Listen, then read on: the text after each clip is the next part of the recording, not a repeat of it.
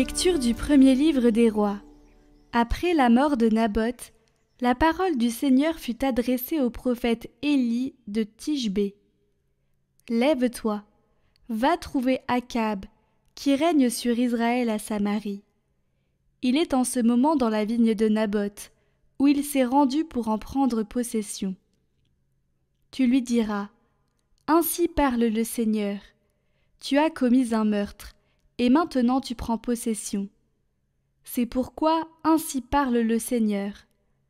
À l'endroit même où les chiens ont lapé le sang de Naboth, les chiens laperont ton sang à toi aussi. Akab dit à Élie: Tu m'as donc retrouvé, toi mon ennemi. Élie répondit: Oui, je t'ai retrouvé.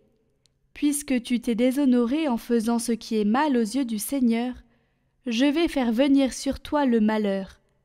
Je supprimerai ta descendance. J'exterminerai tous les mâles de ta maison, esclaves ou hommes libres en Israël.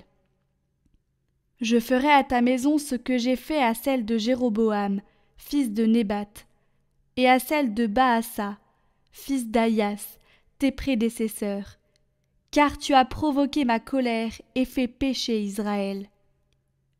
Et le Seigneur a encore cette parole contre Jézabel.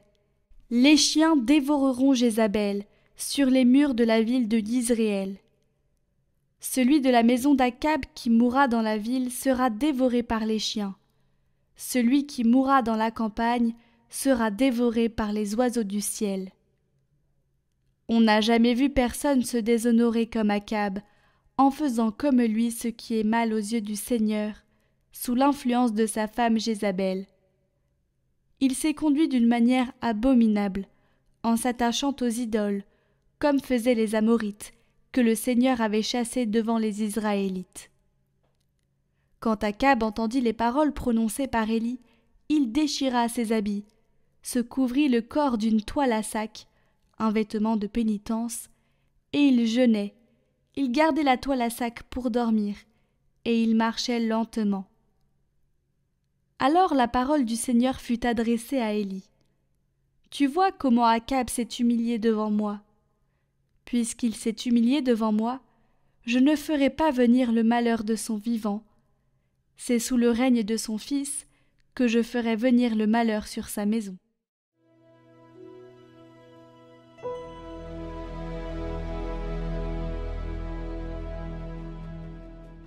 Pitié, Seigneur, car nous avons péché. Pitié pour moi, mon Dieu, dans ton amour. Selon ta grande miséricorde, efface mon péché. Lave-moi tout entier de ma faute, purifie-moi de mon offense. Oui, je connais mon péché, ma faute est toujours devant moi. Contre toi et toi seul j'ai péché, ce qui est mal à tes yeux je l'ai fait. Détourne ta face de mes fautes, enlève tous mes péchés. Libère-moi du sang versé, Dieu mon Dieu sauveur, et ma langue acclamera ta justice.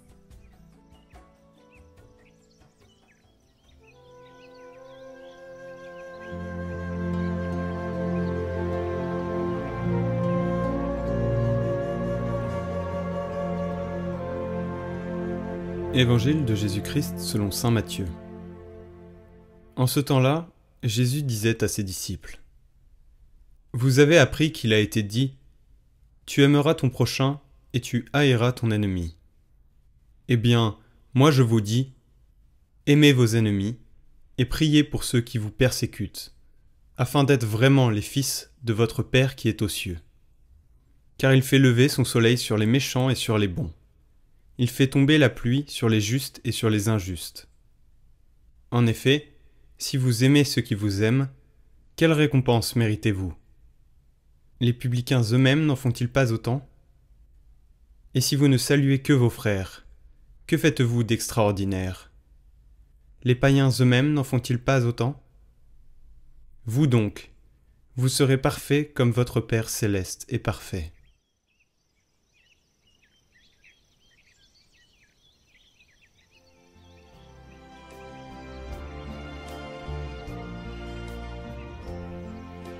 Est-il possible qu'une personne en vienne à aimer ses ennemis? Si cela ne dépendait que de nous, ce serait impossible. Mais rappelons-nous que lorsque le Seigneur demande une chose, il veut la donner. Le Seigneur ne nous demande jamais quelque chose qu'il ne nous donne pas en premier. Quand il me dit d'aimer mes ennemis, il veut me donner la capacité de le faire. Sans cette capacité, nous ne pourrions pas. Mais lui te dit « aime ton ennemi » et il te donne la capacité d'aimer. Saint Augustin priait ainsi. Écoutez quelle belle prière. Seigneur, donne ce que tu commandes et commande ce que tu veux. Parce que tu me l'as donné en premier. Que lui demander? Qu'est-ce que Dieu est heureux de nous donner? La force d'aimer, qui n'est pas une chose mais qui est l'Esprit Saint. La force d'aimer, c'est l'Esprit Saint. Et avec l'Esprit de Jésus, nous pouvons répondre au mal par le bien. Nous pouvons aimer celui qui nous fait du mal. Je vous ajoute ce commentaire de Saint Léon le Grand. Celui qui désire savoir si habite en lui le Dieu dont il est dit « Dieu est admirable en ses saints », qu'il scrute par un examen sincère le fond de son cœur et recherche attentivement avec quelle humilité il résiste à l'orgueil, avec quelle bienveillance il combat l'envie, dans quelle mesure il ne se laisse pas prendre aux paroles flatteuses et se réjouit du bien des autres, qu'il recherche, s'il ne désire pas, rendre le mal pour le mal, et s'il préfère laisser invenger les injures plutôt que de perdre l'image à la ressemblance de son Créateur, qui appelle tous les hommes à le connaître à travers les bienfaits qu'il prodigue à tous, faisant pleuvoir sur les justes et les injustes, et lever son soleil sur les bons et les méchants. Et pour que cette recherche ne s'épuise pas en l'examen scrupuleux de multiples points, qu'il se demande si, dans les replis de son cœur, se trouve la mère même de toutes les vertus, la charité. S'il trouve ce cœur tout entier tendu vers l'amour de Dieu et du prochain, au point de vouloir que ses ennemis reçoivent eux aussi les biens qu'il souhaite pour lui-même, alors celui qui est dans ces dispositions ne peut pas douter que Dieu le dirige et l'habite. Il lui fait un accueil d'autant plus magnifique que ce n'est pas en lui-même qu'il se glorifie, mais dans le Seigneur.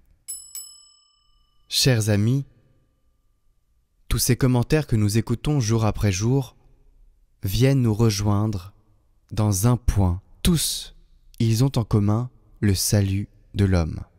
Ils vous guident, vous donnent des conseils et vous orientent dans votre foi, avec un seul objectif, celui de préserver votre âme. L'âme, c'est notre trésor le plus précieux. C'est l'éclat de Dieu en nous. Toutes nos actions, nos péchés, détruisent son éclat. Dieu, par son sang, est venu racheter nos péchés. Et donc, en reconnaissant cela, nous avons le devoir de préserver notre âme. Et ainsi, le Seigneur nous donnera tout ce que nous désirons au plus profond de notre cœur. Et cela passe par la confession et par ce qu'invite ce commentaire de Saint Léon le Grand, à toujours être dans le questionnement. Est-ce que, dans le fond de mon cœur, je recherche l'humilité, la bienveillance, la charité, etc. Je vous propose ce chant de la communauté du Chemin Neuf pour asseoir un peu toutes ces observations et les méditer dans votre cœur.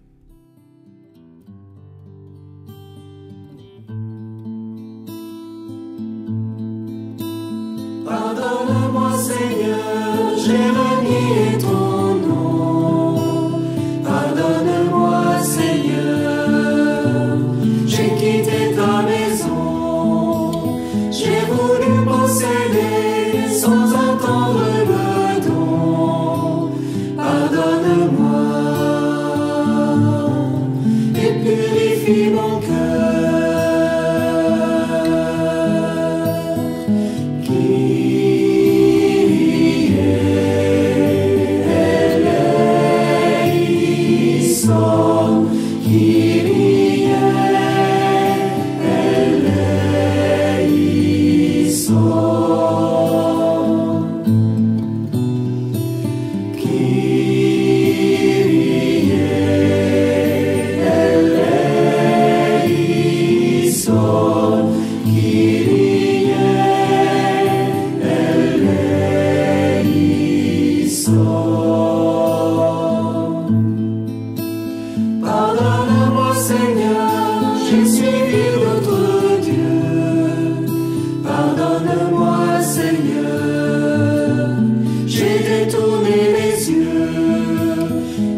choisi loin de toi la richesse et l'honneur.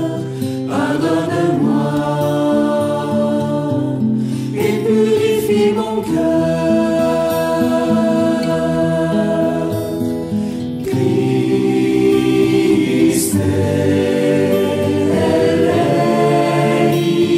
eleison, Christ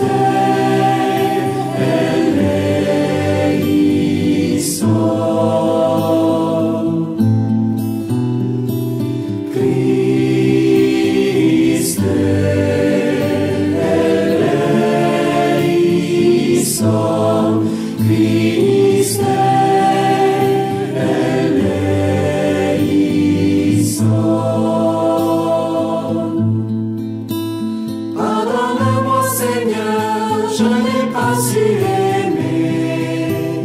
Pardonne-moi Seigneur, je me suis dérobé. Je ne suis pas resté le gardien